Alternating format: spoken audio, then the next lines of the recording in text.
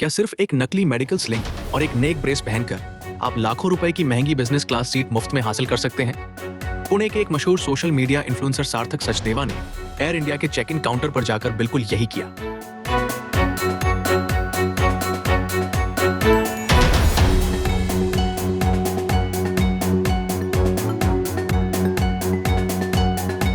हैरानी की बात तो यह है कि जब एयरलाइन स्टाफ ने उनकी तकलीफ देखकर सहानुभूति में उन्हें फ्री अपग्रेड दे दिया, तो फ्लाइट से उतरने के बाद उन्होंने सोशल मीडिया पर हंसते हुए खुलासा किया कि उनकी चोट पूरी तरह से नकली थी और यह सब सिर्फ एक सोशल एक्सपेरिमेंट था।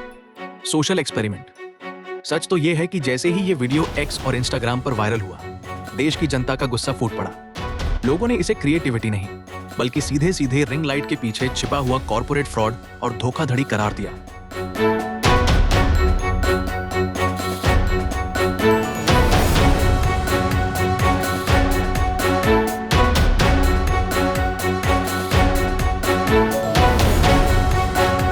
इस पूरे विवाद ने हमारे देश के एविएशन इंफ्रास्ट्रक्चर की एक बहुत बड़ी कमजोरी को उजागर किया है।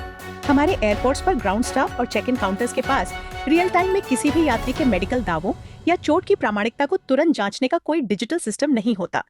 फ्लाइट डिपार्चर के समय और बोर्डिंग के भारी दबाव के बीच एयरलाइन स्टाफ को पूरी तरह से अपनी मानवीय करुणा और यात्रियों के मौखिक दावों पर निर्भर रहना पड़ता है, और इसी मानवीय सहानुभूति का फायदा उठाकर कुछ लोग केवल कुछ मिनटों के क्लाउड के लिए पूरे सिस्टम को मैनिपुलेट करते हैं। सोचिए, जिस एयरलाइन ने केवल एक यात्री की तकलीफ को कम करने के लिए सद्भावना दिखाई, उसे बदले में क्या मिला? डिजिटल प्लेटफॉर्म्स पर अपनी ही उदारता का उड़ाया गया मजाक। यही वजह है कि अब सोशल मीडिया पर एयर इंडिया से सख्त कानूनी एक्शन की मांग की जा रही है। कानून की नजर में सोशल एक्सपेरिमेंट जैसे शब्द आपको किसी भी आपराधिक दायित्व से मुक्ति नहीं दिला सकते। भारतीय न्याय संहिता यानी BNS की धाराओं के तहत झूठा स्वांग रचकर किसी कमर्शियल एंटिटी को आर्थिक नुकसान पहुंचाना या अवैध वित्तीय लाभ हासिल करना सीधे तौर पर क्रिमिनल चीटिंग और जालसाजी का मामला बनता है। बिल्कुल सही।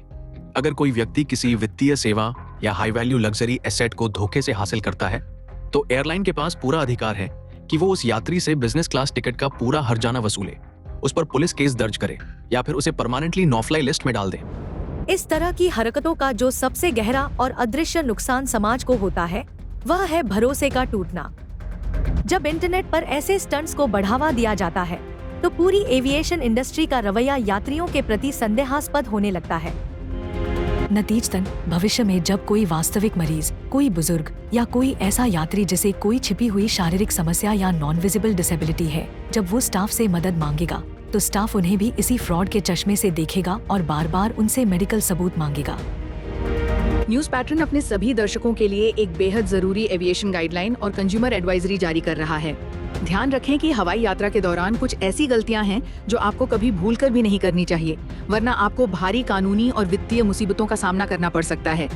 पहली और सबसे महत्वपूर्ण बात, एयरपोर्ट काउंटर्स या एयरलाइन स्टाफ के सामने कभी भी किसी गंभीर बीमारी, चोट या शारीरिक अक्षमता का झूठा दावा न करें। अगर आपके पास वैध मेडिकल सर्टिफिकेट नहीं है और फ्लाइट के दौरान आपकी स्थिति बिगड़ती है, तो एयरलाइन आप पर इमरजेंसी लैंडिंग का पूरा खर्च थोप सकती है। नियमों के मुताबिक किसी भी वास्तविक बीमारी की स्थिति में यात्रियों को फ्लाइट डिपार्चर से कम 48 घंटे पहले एयरलाइन के मेडिकल विंग को सूचित करना होता है और अपना फिट टू फ्लाई सर्टिफिकेट जमा करना अनिवार्य होता है। और हाँ, सोशल मीडिया रील्स या प्रैंक्स के चक्कर में कभी भी फ्लाइट के अंदर या एयरपोर्ट के संवेदनशील सुरक्षा क्षेत्रों में बिना अनुमति के हिडन कैमरा रिकॉर्डिंग करने की कोशिश न करें।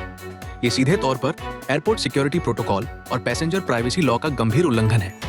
याद रखें कि केबिन क्रू के साथ बहस करना, उनके निर्देशों की अवहेलना करना या फ्री अपग्रेड के लिए किसी भी तरह का दबाव बनाना आपको भारी पड़ सकता है।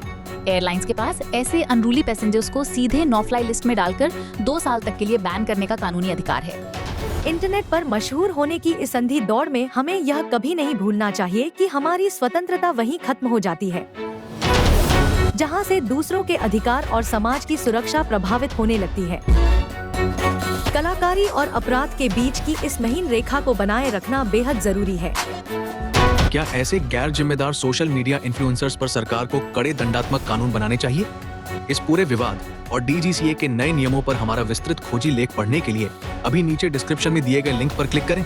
न्यूज पैटर्न पर ऐसे ही गहरे और बेबाक इन्वेस्टिगेटिव एनालिसिस लगातार देखने के लिए इस वीडियो को लाइक करें, इसे अपने परिवार और दोस्तों के साथ शेयर करें और हमारे चैनल को अभी तुरंत सब्सक्राइब करें।